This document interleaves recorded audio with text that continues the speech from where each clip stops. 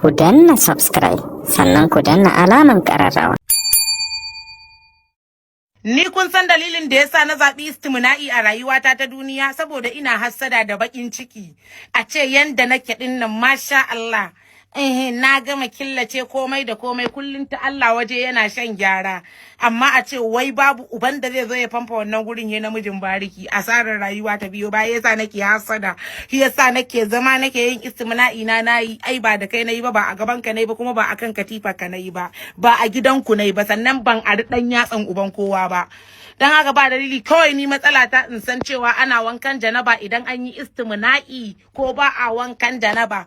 Waye wani maganin istimna'i maganin kaza durun uban da bai taba yi ba a cikin masu cewa istimna'i yana jan kaza in dai ka yi samartaka in dai ka kai wannan lokacin sha'awar barantana abin da ake ci yanzu yana sa mutane sha'awa ta ko ina da ko ina ko a gefen silifas ina sama jannati istimna'i da na dan yatsan ka ne ko nawa karamin shege dan iska front to front zaka zo ka tare ka